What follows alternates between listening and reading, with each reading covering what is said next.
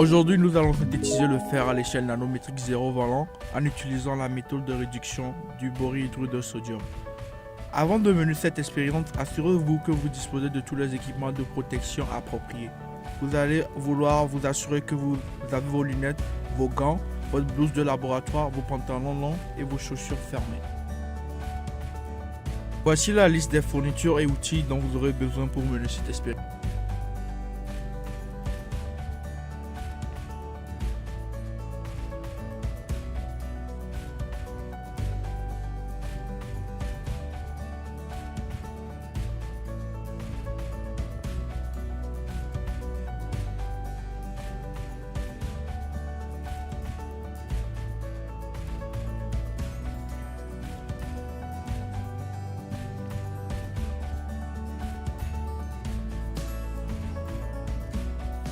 Vous aurez également besoin des produits chimiques suivants pour cette expérience.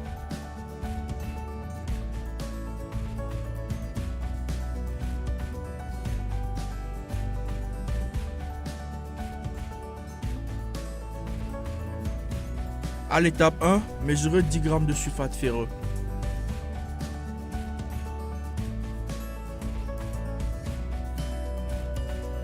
Après la mesure, vous pouvez ajouter le sulfate ferreux dans un bécher en verre de 1000 ml. Après cela, vous pouvez ajouter 100 ml de solution de méthanol à 30%.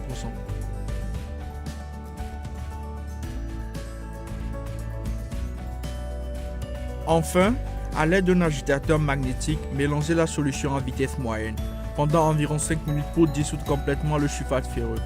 La solution doit être de couleur jaune verdâtre claire lorsqu'elle est complètement dissoute. Étape 2, vous souhaiterez étalonner votre pH mètre. Une fois qu'il est calibré, vous pouvez mettre le pH mètre dans la solution de sulfate ferreux en vous assurant que la pointe est immergée et n'entre pas en contact avec la barre magnétique. À l'étape 3, ajoutez votre solution de NaOH dans le bécher à l'aide d'une micropipette. Continuez à remuer la solution pendant ce processus. Lorsque le pH approche de 5, vous souhaiterez ralentir l'ajout de la solution de NaOH car vous voulez que votre pH final soit égal à 6,1.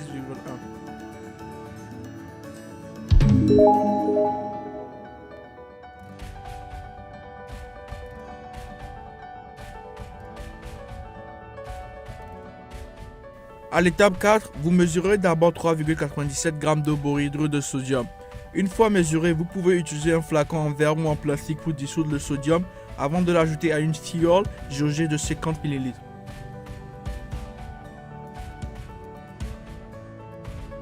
Après l'avoir ajouté au flacon, vous pouvez ensuite le remplir avec de l'eau désoxygénée, dévionisée jusqu'à la ligne de 50 ml. Une fois que cela est fait, vous pouvez ensuite couvrir et bien agiter avant de l'utiliser.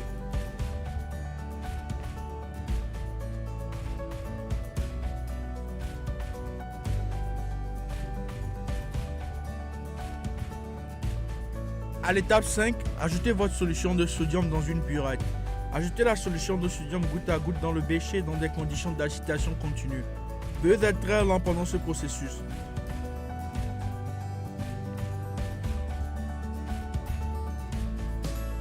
Vous commencerez à avoir un précipité noir indiquant que quelque chose de solide se forme. Vous verrez également beaucoup de bulbes dans le bécher car cela se produit avec la génération d'hydrogène gazeux. Une fois la burette vidée, vous pouvez continuer à remuer la solution pendant encore 20 minutes couverte. Cela permettra à la réaction de se poursuivre. À l'étape 6, vous transférez la solution du bécher dans plusieurs flacons en verre ou en plastique. Assurez-vous de remuer la solution dans le bécher avant de l'ajouter au flacon, afin que les nanomatériaux ne coulent pas au fond. Utilisez de l'éthanol à 95% pour aider à transférer le contenu dans les flacons.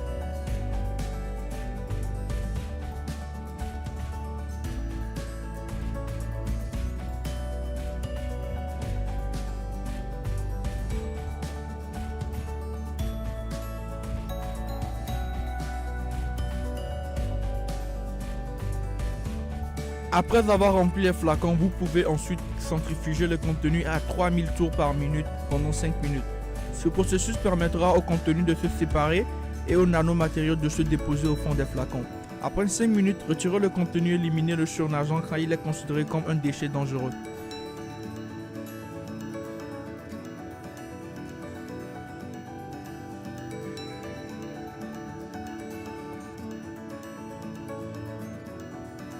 Vous allez répéter ce processus 3 fois avec 95% d'éthanol pour vous assurer de retirer tout le contenu du bécher.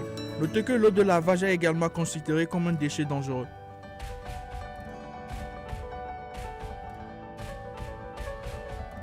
À l'étape 7, vous allez utiliser une étuve à vide pour sécher le précipité dans un environnement enrichi en azote pendant au moins 24 heures. Vous voudrez d'abord éliminer tout oxygène ou air dans le four. Pour ce faire, vous allez d'abord fermer les évents, puis ouvrir le vide pour aspirer l'air ou l'oxygène. Une fois l'oxygène retiré, vous pouvez fermer le vide et ouvrir les évents.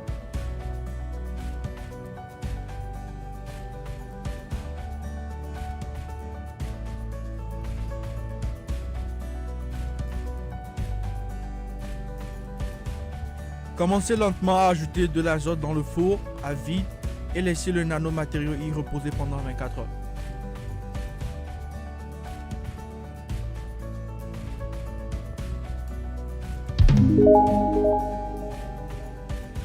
Après les 24 heures, laissez lentement l'air revenir dans le four à vide pour éviter toute brûlure ou incendie soudain.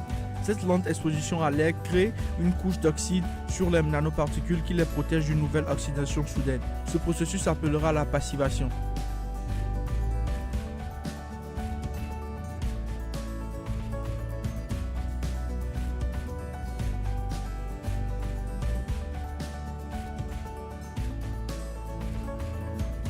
Avant de passer à l'étape 8, assurez-vous d'avoir des masques de protection N95 comme celui présenté dans la vidéo. Assurez-vous aussi que les masques vous protègent et vous couvrent correctement. À l'étape 8, nous broyerons le matériau avec un mortier et un pilon pour obtenir les particules de fer à l'échelle nanométrique. Vous allez broyer le matériau pendant environ 2 minutes.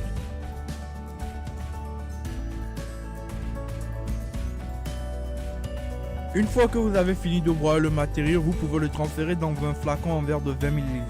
Assurez-vous de gratter les côtés pour obtenir le plus de nanoparticules possible.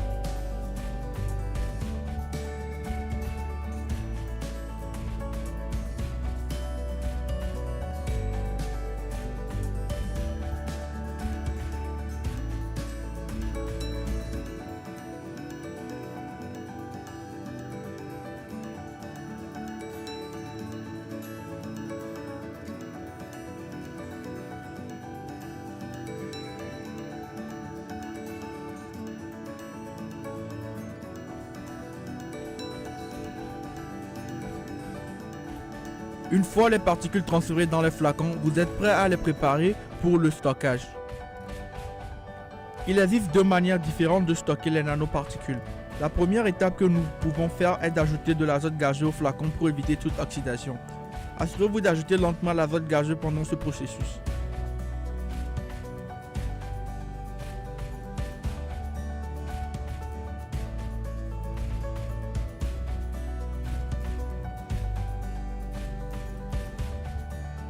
La deuxième façon de stocker les nanoparticules consiste simplement à ajouter 95% d'éthanol dans le flacon, comme indiqué.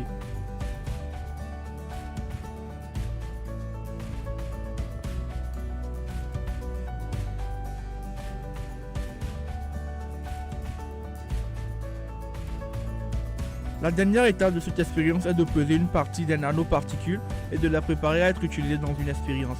Avant de peser vos nanoparticules, assurez-vous d'avoir un pistolet statique pour aider à éliminer toute électricité statique, parce que ça aidera à empêcher les nanoparticules de se reproduire dans l'air, ce qui peut causer une situation dangereuse.